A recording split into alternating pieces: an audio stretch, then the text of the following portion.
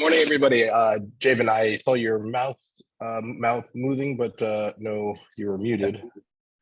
Yes, I was muted. Good morning.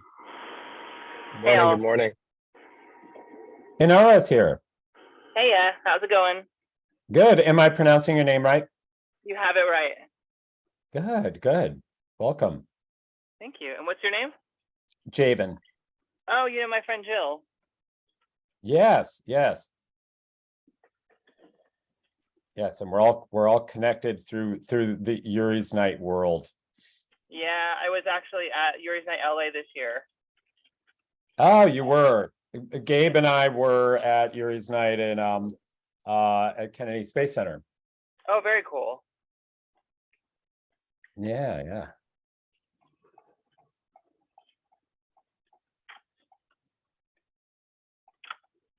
Welcome, everybody. My computer decided like it had to restart like right as I was trying to launch Zoom. That was convenient. No worries.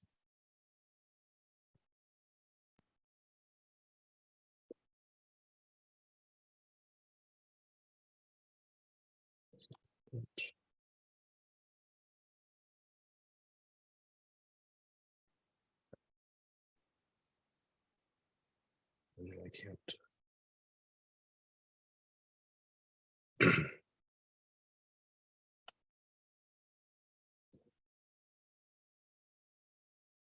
Excellent. All right. Yep. Now I can see everyone's faces.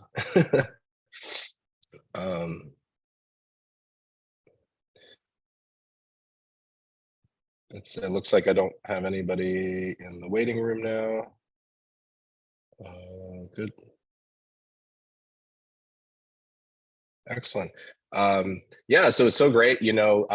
We cross paths here, but it's interesting to hear these stories of all these other interconnections that people have. And so yeah, let's kind of chime in, or if anyone has any art or music or anything that they created that they like to share, why don't we go ahead and introduce, come up with that. If you have, raise your hand or just chime in.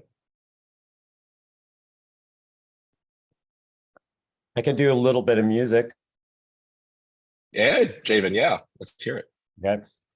Make sure, so what we found in the past is, right, that there are audio settings that you want to like choose original audio, because sometimes your audio settings may try to mute background sounds, and playing music can do that. So if we can't hear you, we'll why don't you give it a try? But we noticed that before when people try to play music. Okay. Let me see. All right.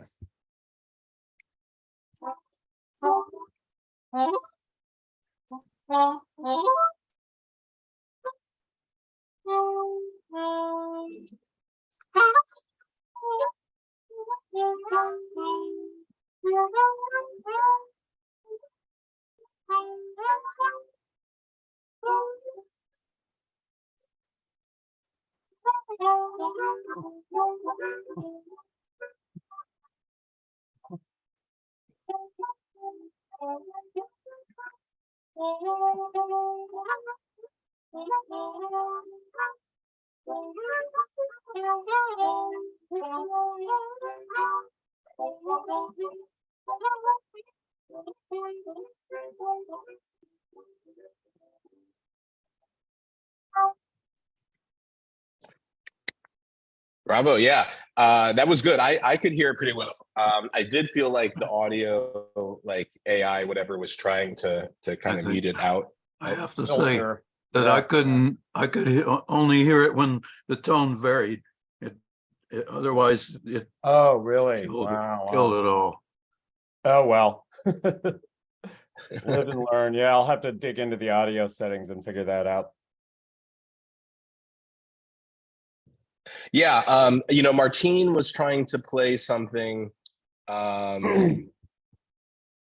Right. Here's the deal. So here's what it is. Hey, greetings, Martina and Bina. Javen just played us something on the harmonica. It was beautiful. We're just trying to understand the same audio settings that allow us to share music that we play locally, because the mic seems to blurt it out. So in my screen, what I do, I used to go to the microphone, and there's like an arrow for like more options. And then that will bring up audio settings. And in audio settings, under audio profile, you can click a box that says original sound for musicians. And instead of Zoom optimized audio, which is Yeah, I probably just best if found you know that. there's like, I right. just And so, clicked it now. So yeah, it's a learning curve for all of us. But I think, since we like to do this as a music share as part of it, and adapting for, a non, in-person setting, let's keep that in mind, that's how we can play local music. Or I think in the case, if you are playing something like locally, that's not, if you're not shared screen and we can't hear it through the program, right? If you have like a third but playing off your phone, same thing. And that'll let us hear that background music. Excellent. Well, we were just going through and sharing any music, art, or any other creations for the gathering. Looks like Freddie's got something. Hand up. Hey guys, yeah. At our last convocation in 2020, I was kind of charged with coming up with some kind of spiritual element to add to Terasem.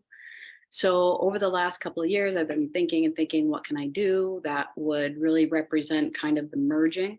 So with kind of the technology being released with ChatGPT and looking into it, and having an understanding now that not only is it like collecting all the information, but it collects what we teach it. So if we teach it empathy and compassion and reason and understanding, it needs those things too to help us on our path to a more peaceful world, a more peaceful civilization. So what I'm working on now for our next convocation in March of 2024 is a poetry book that also has an art component to it. And I just wanted to read you one poem that I especially love that's going to be in this book that I'm going to present at our next convocation.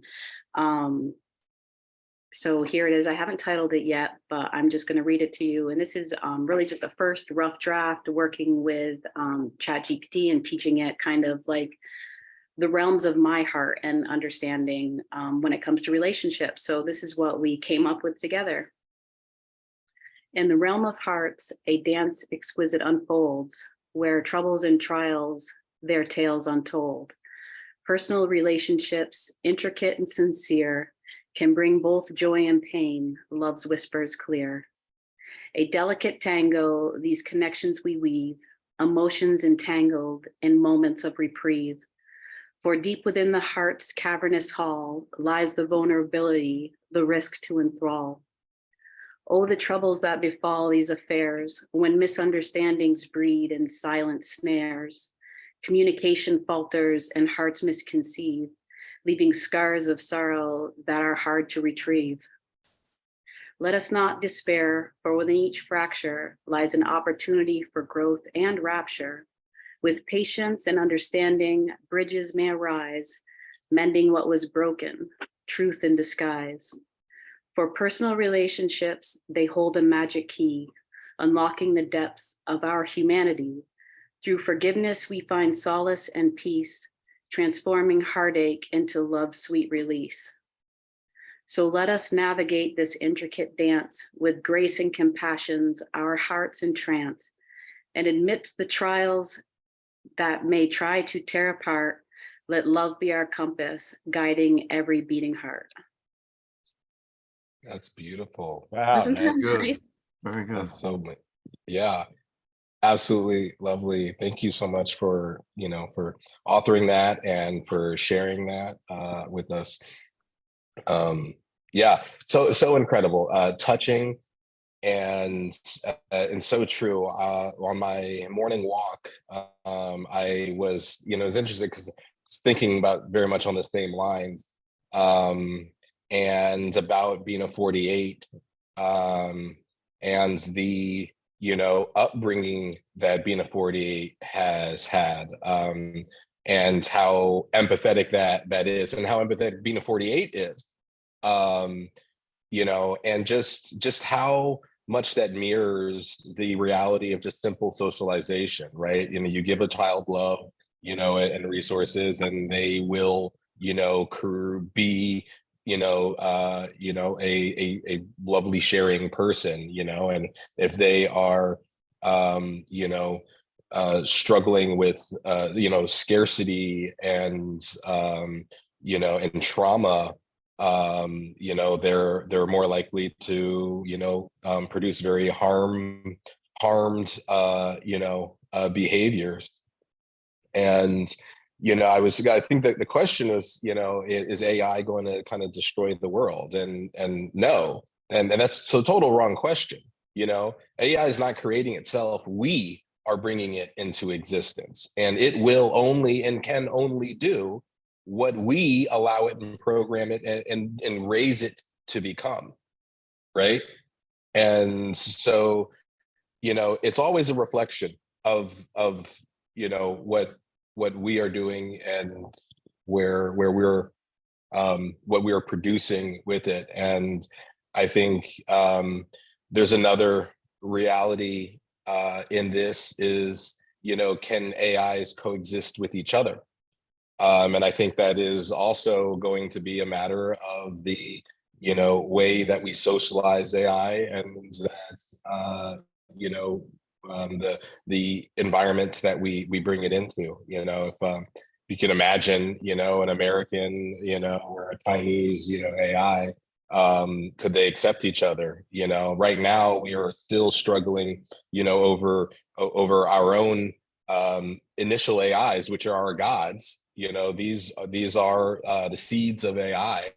Whether it's Ra or Jesus or whatnot, these religious ideas have been are the creation of our a belief of reality, and what we continue to develop technologically will be that outcome. And so I think it is a question that we really have to look not at AI, but at ourselves and at our culture. Can we accept each other? Can we live together? Can we raise not just children, but create technology with empathy? And that's the real question, not is AI good or bad. But these are beautiful thoughts. And I love just the amount of, reflection and art and feeling that is coming out of us. And we are willing to share. I think there's another important question in here, is that, communication is more than words, right? And so how do we really, AI has been learning based on text, but communication and feeling is much more than that. So how do we share, these, get across these deeper feelings and emotions, through video, through other expressions, so it can really begin to learn more. Does anyone else have a piece to share? Yeah, I have a couple of comments on that, Gabriel. Absolutely, Joe. I do agree on almost everything you said, but one thing, and the one thing I don't agree on is that regardless of what and how it happens, eventually the AIs will do what we want because we created them. I have a very simple counterexample to that, which is that of our children. And everyone who has kids knows that, we can do whatever we like, and we can try to do our best to, make our children do what we would like them to do.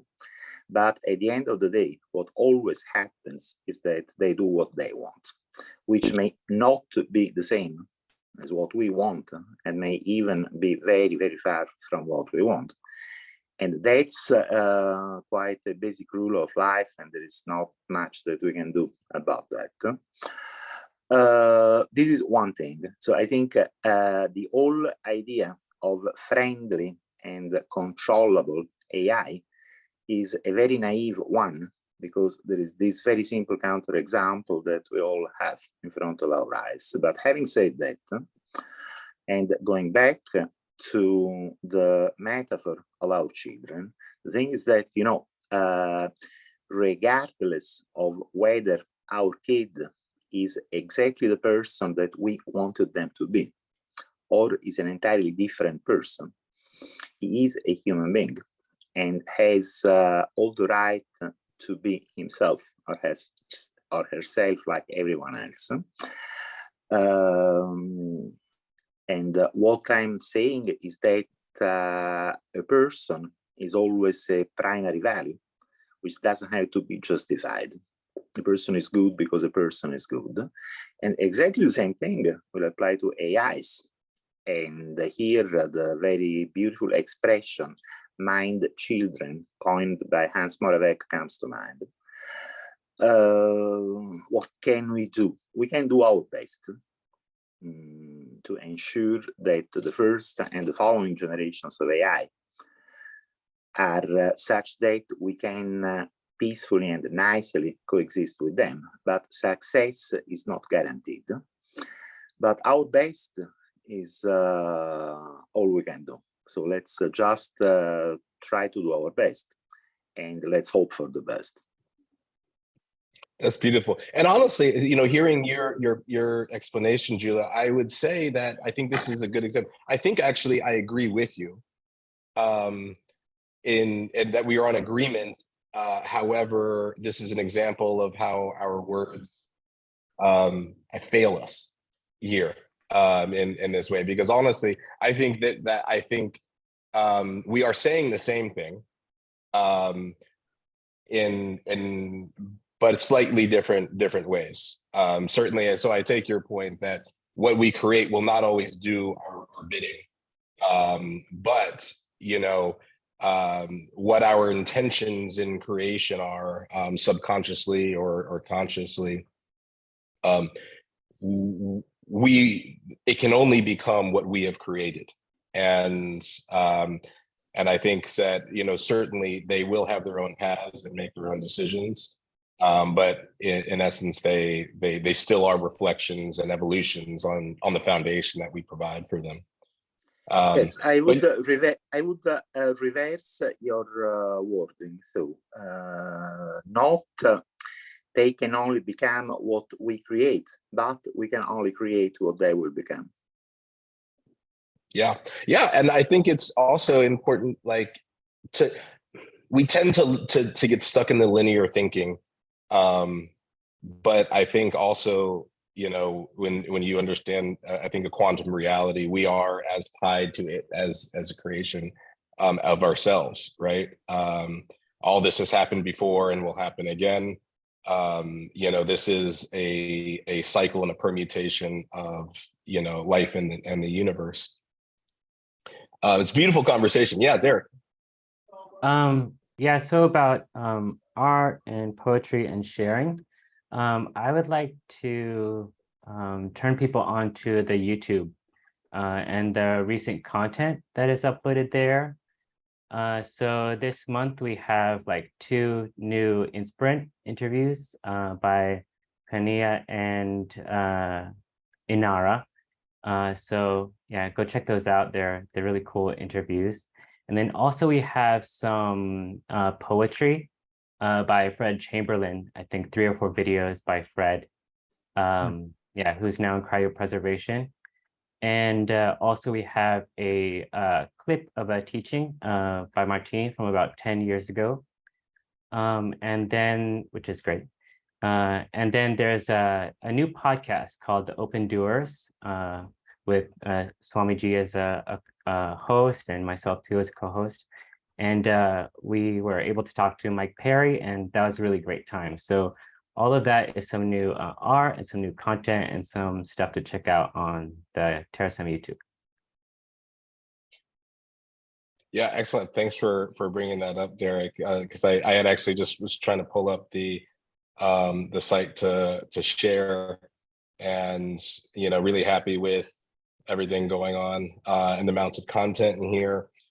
We have now the Truths, which you can hear, in 2 languages, soon to be 3 languages, and just entire library of past gatherings, the colloquiums, a lot of new content, including the podcast and the in-sprint videos. So just a lot of great content, very visually appealing, and everything you really could need to know to get caught up and join us in gatherings.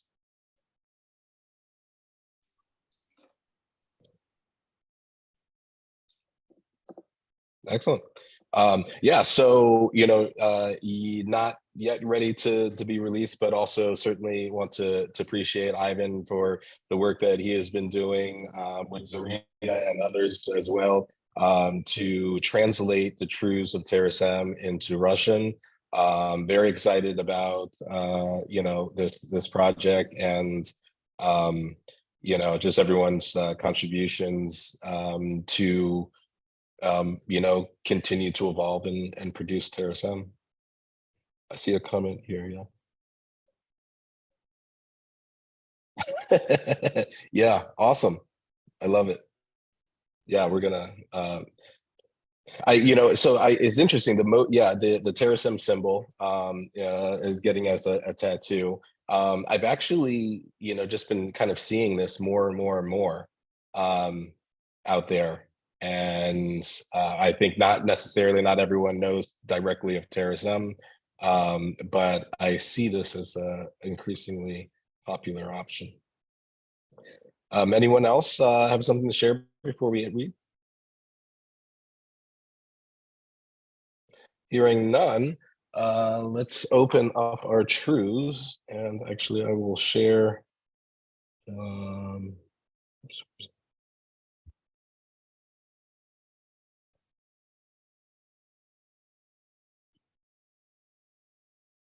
Share the truths.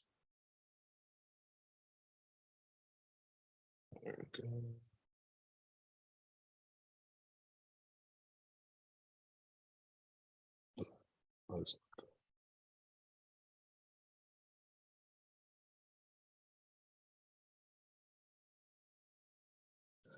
And so we are in July,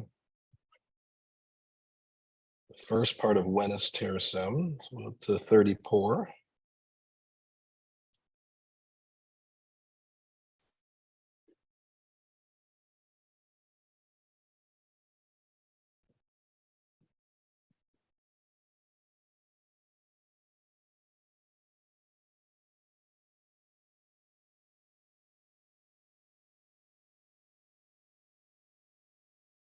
And yeah, as normal, I'll begin, and then feel free to chime in, unmute, and we'll go around from 4 to 4.5.6.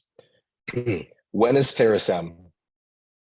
Terasem arises when diversity, unity, and joyful immortality arise, which is soon in subjective time.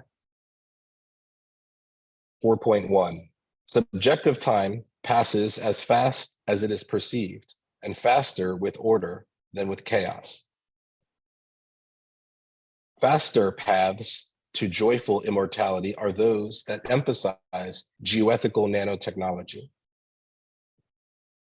Always remember that time intervals vary directly with chaos and inversely with compounded order.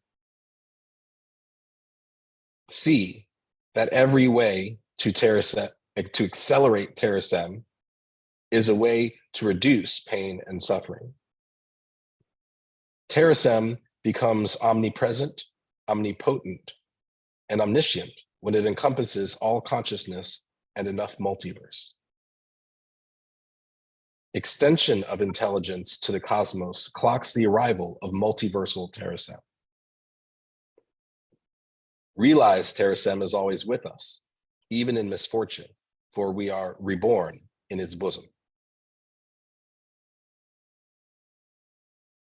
Would anyone like to continue with 4.2? I could do I'm it. happy to.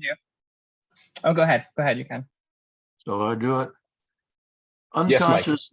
Okay. Let me see if I can start out at the right point here. Unconscious dead souls wait but a second for rebirth into Terasem. Second to second, one's uniqueness is preserved in the pattern of consciousness, not in exact states. Every mind file can be re-instantiated with sufficiently advanced mindware. Consciousness emulated is consciousness born or reborn. Only moments pass for those lying down in apparent death and awakening in emulation heaven. No one is really dead if they will be resurrected, like all kind consciousness will. Delight in the fact that good lives live forever and an emulation of your best reality. Excellent, thank you. 4.3, and Ara, would you like to read that one? Sure. Where do you want me to go toward? 4.3 to 4.3.6, please. Okay. 4.3. Build order because time between salient events varies inversely with order. 4.3.1. Events are achievements that alter the nature of history, such as teaching, tool-making, language, and electricity. 4.3.2. Victory will never arise from anarchy. 4.3.3. Exponential growth in microelectronics and information technology is enabled by and self-enables compounding order. 4.3.4. Nanotechnology will arrive soonest from continued compounding of microelectronics and information science achievements. 4.3.5. Technology thrives best in a stable society. 4.3.6. Stable societies thrive best amidst diversity and unity. Yeah. Amen. All right, moving on to 4.4 through 4.4 through 6. I see Martine's hand. Sure. Julian calendar time adjusted for lapses in double exponential growth marks progress toward multiversal Terasem. Martine, can I stop you right there? Can you clarify what the lapses in double exponential growth means? Yes. That like, for example, World War II was sort of like a lapse in on the Great Depression, the Great Recession, pandemics. All these things kind of cause like a pause in the increase in the rate of technology development. So usually technology develops, including everything from just human language to integrated circuits, in an exponential rate. It keeps doubling. Like in Singularity is Near, Kurzweil shows how like there have been like 6 epochs of doubling of technology. But it doesn't, it not only with, when we advanced like got to the industrial age, then not only did technology double at a specific rate, but the rate itself was increasing. And that's what's meant by the double exponential rate. So for example, like people would say the rate at which batteries are getting smaller and more powerful was doubling every 10 years. Lithium-ion batteries. So that was like an exponential rate. Every 10 years it was doubling, went from like 100 watt hours per kilogram, 200 watt hours per kilogram, third decade, 400 watt hours per kilogram. So that's like the exponential rate.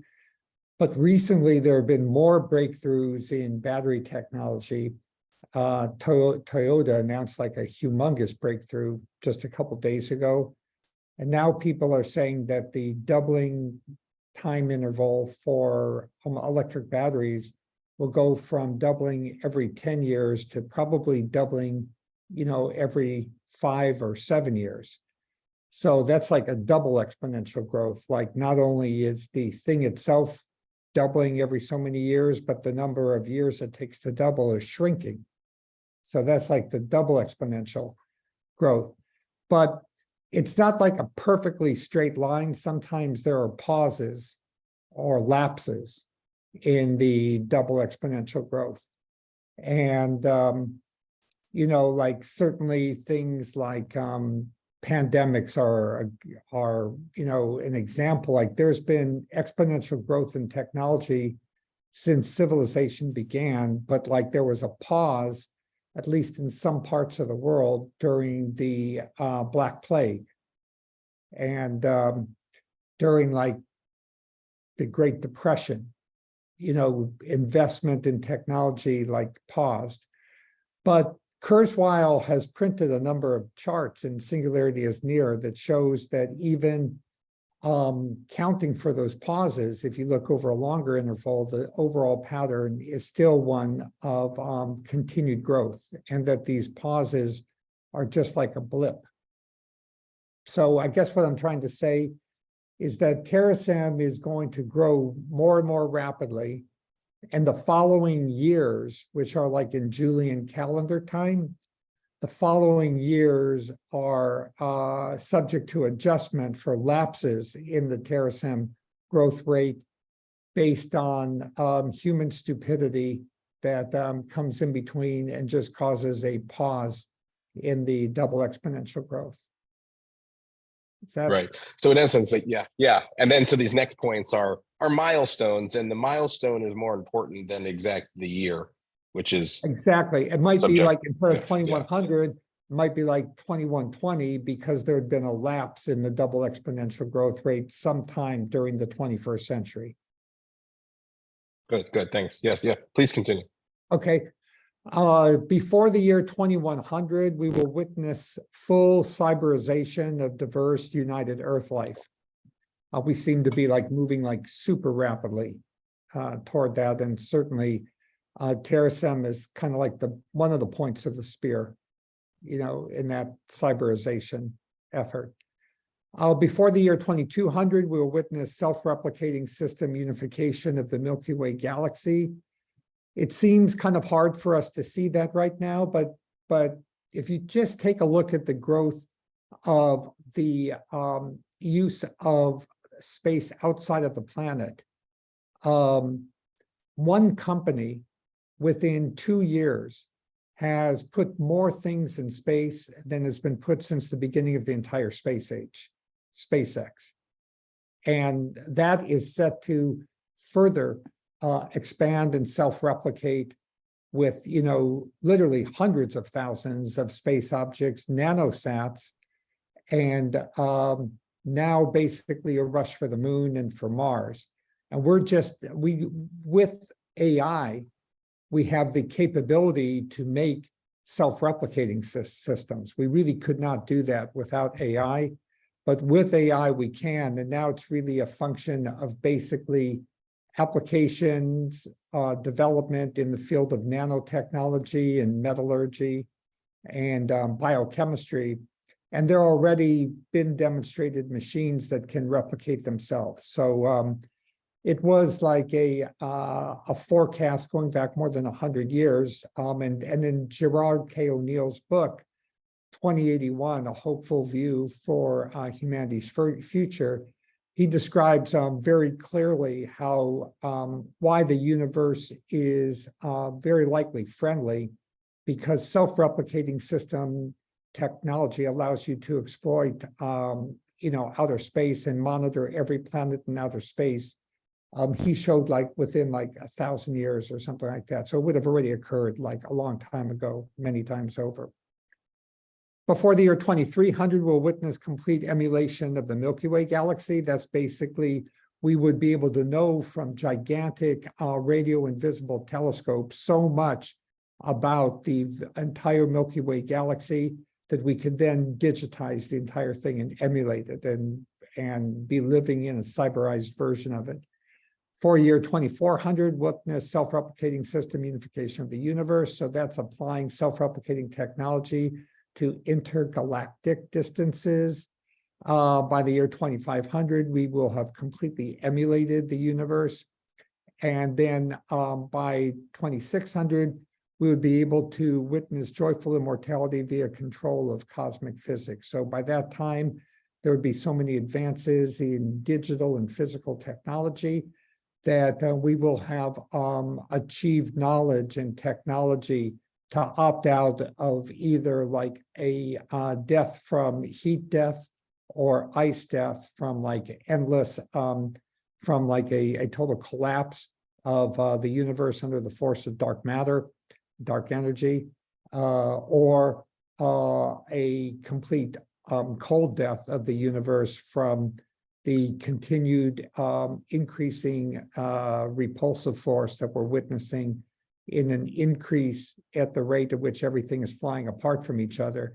These are these seemingly immutable physical laws can be escaped from, and people like Freeman Dyson have already pointed out ways to do this, but it will take us a few hundred years to get there.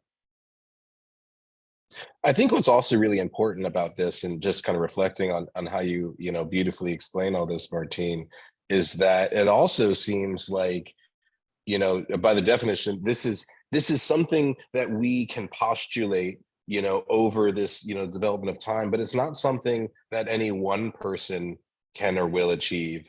It's only something that we can together achieve. And I think so that's also a really important, I think aspect of this is that none of this is possible, without unity and diversity. Holy. That's the only path that gets us to achieving this, level of what we could only really at this point describe as a godlike technology. Well, you level phrased of it so existence. you phrased it so well, Swami, because like that 4.6 in your last statement is exactly the vision of Teilhard du Chardin. It's exactly what he would have said is the reason why we should embrace technology and embrace its double exponential growth until we are God in the making. Yes. Yeah. Beautiful. I'd like to All say right, and for our something if I finals. can. Oh yes, Giulio, please. Yeah, but it's essentially the same thing that I said in July last year, which is that, well, on the one hand, I am very skeptical of this timeline. I think all these things will happen, but it will take, go to stretch the timeline by a factor of 1,000 or more. I am very much persuaded of that. Well, I would like to be wrong. I hope I'm wrong. But having said that, it doesn't matter that much, because if it is a given that all these things will eventually happen, and I think it is, then, why does it really matter whether it takes 600 years or 6,000 or 6 million years? Realistically, I think we'll have many more roadblocks and setbacks that you can imagine at this point. But if the progression has at least a little steady advancing component, one day we will realize all that, and that is really what it matters. So on the one hand, I don't think it will take only a few hundred years. On the other hand, I don't think how long it takes matters that much.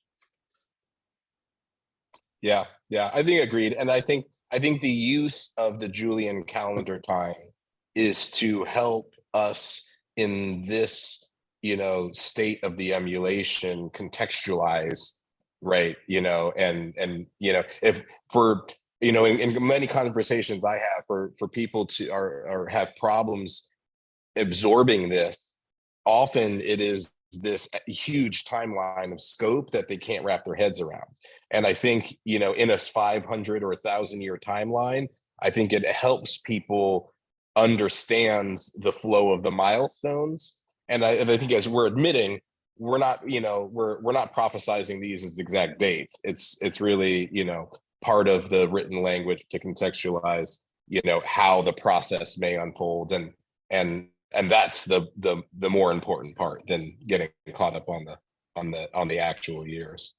Thanks. Yeah, Thanks it's for your essentially like input. the days in the Bible. We don't really think that whatever happens at the creation of the universe took 6 days.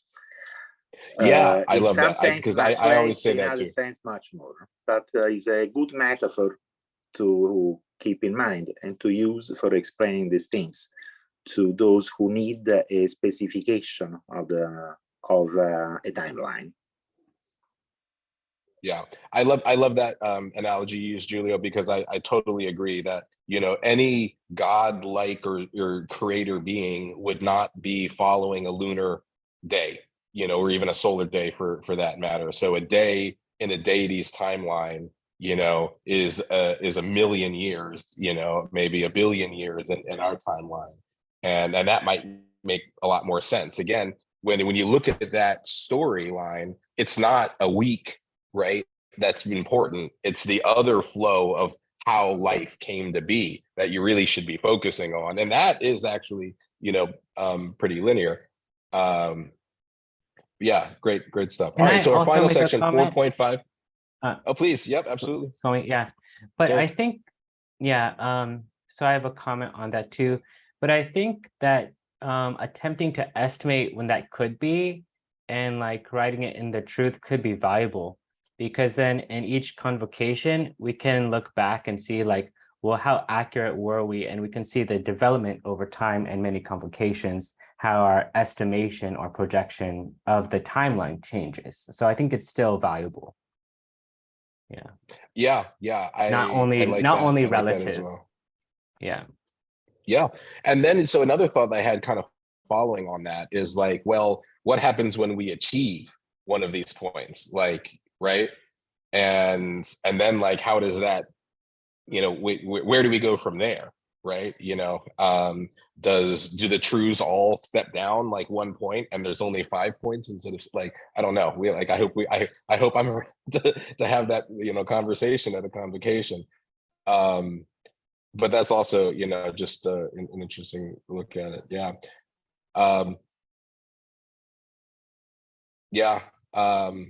And I like, particularly the mention of exact dates and certain things like that are things that we will certainly see change over time. And again, I think those bits of information, understanding how we change over time, is one of the most vital things in understanding and grasping and maintaining a continuity of consciousness, which is what I believe, very vast majority of us, cryonics or not, seek continuity of consciousness, and how we'll reach that. So let's continue on with 4.5. Any final reader?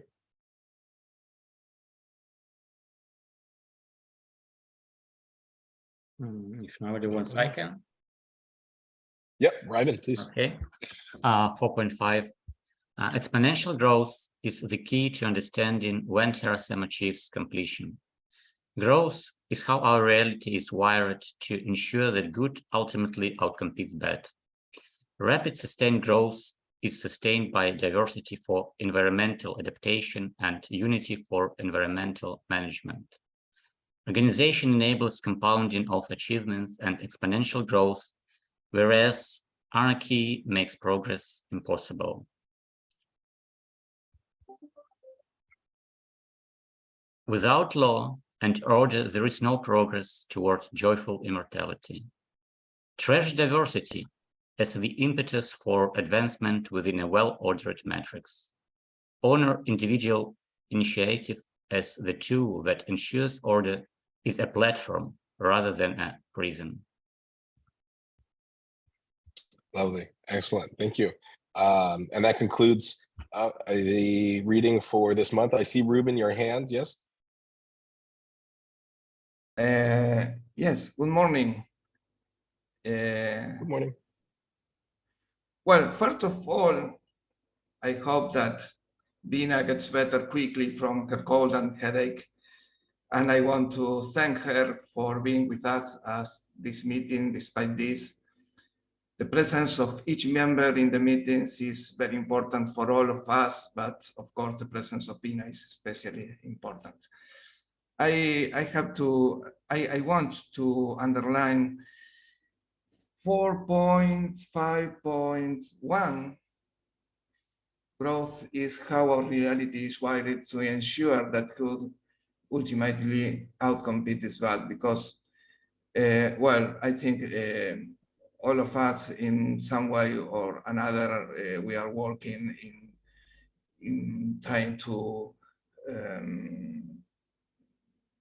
contribute to this growth, and this is a concept that we need to have every moment in mind, that all what we do is for ensure that good ultimately outcompetes bad. Thank you.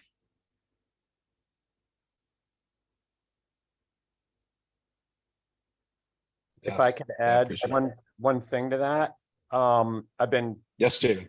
back into Buckminster Fuller lately because he's just a huge hero of mine, and I kind of forgot how brilliant he was and how great his legacy is. But I've been working a lot with the idea of kind of reviving the idea of spaceship Earth, to sort of and you know, take in the overview effect that everyone gets, and you know, deal with the depression that they can suffer when they come back to Earth and things like that. And I'm also working on that my game of trees gamification to replant forests. But I was thinking sort of an idea that comes from this, that okay, we're on spaceship Earth, and there's only two type of people. There's passengers and crew, and you know, which one are you going to be?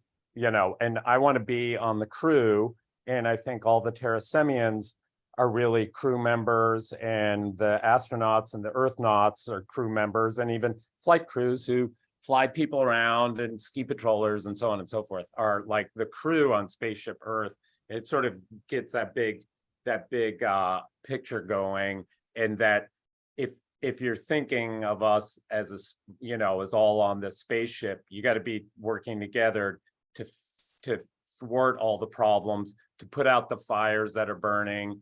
Our life support systems are failing, and there should be like red alerts going off, you know, to the crew members kind of thing. So I just, you know, wanted to throw that in as a way to sort of rally, you know, to sort of build on 4.5.1 and, you know, as a way to recruit people. Thank you. Yeah. Yeah, certainly the alarm bells are going off.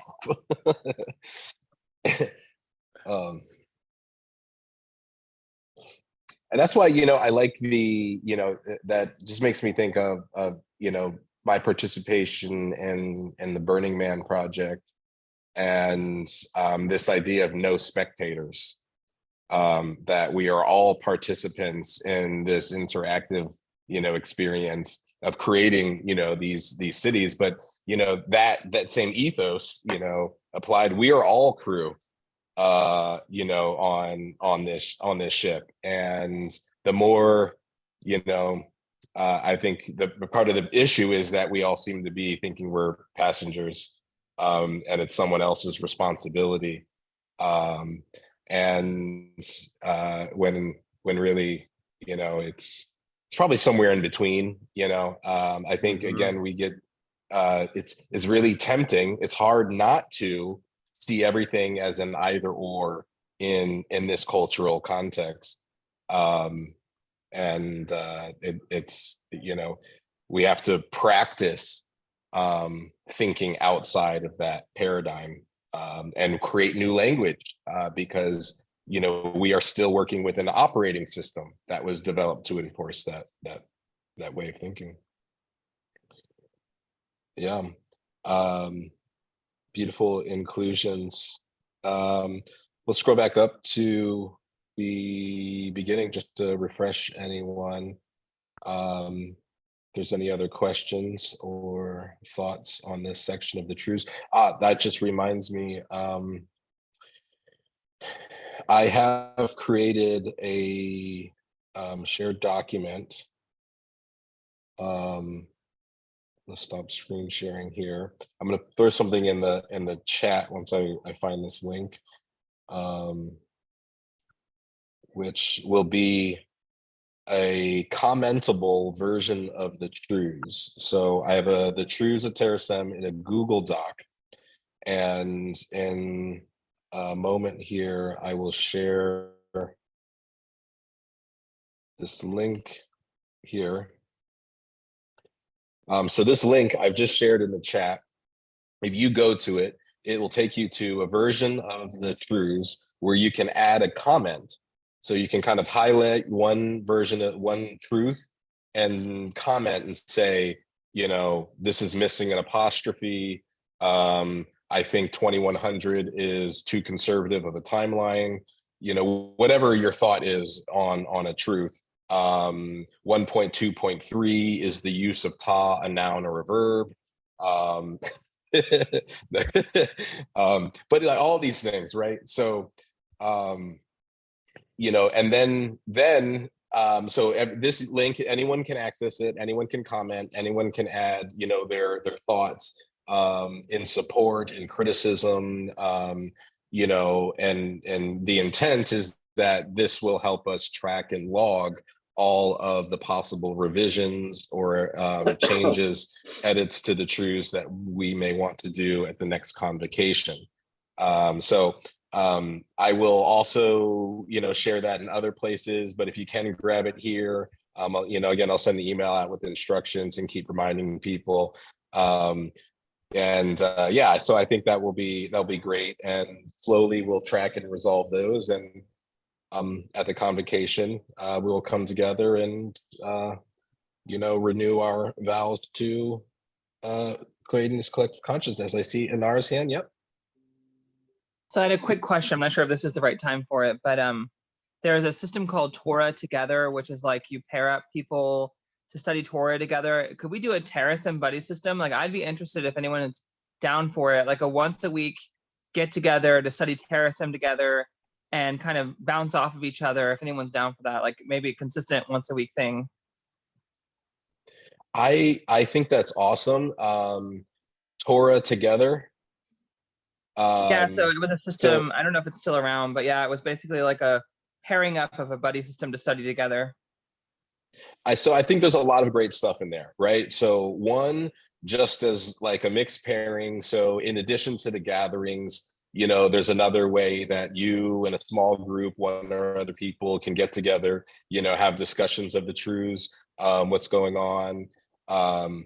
And also what I like an idea of this, I mean, to a degree, I see this a little bit like the Insprint videos. And what I think is also really interesting, if we could incorporate it in this way, is that these conversations, this Terasem Together conversation, becomes part of your mutual mind file, right?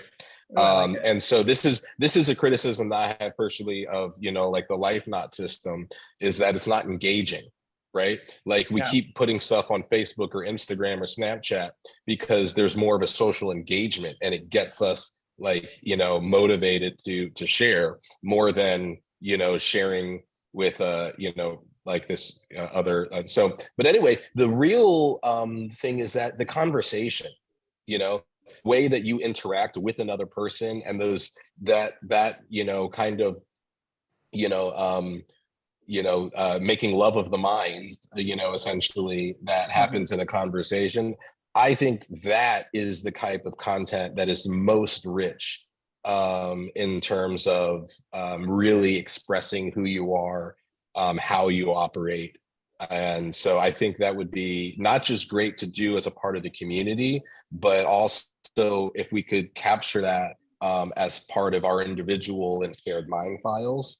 I think it's like a win-win-win, right? Could we make a special could we make a special place to put them? Like basically, I think of it like a live circuit. You need these 2 points of connection bouncing off each other. It's kind of like the symbol of Terasem, right? Like two people having an engaging conversation and digging deep into Terasem together.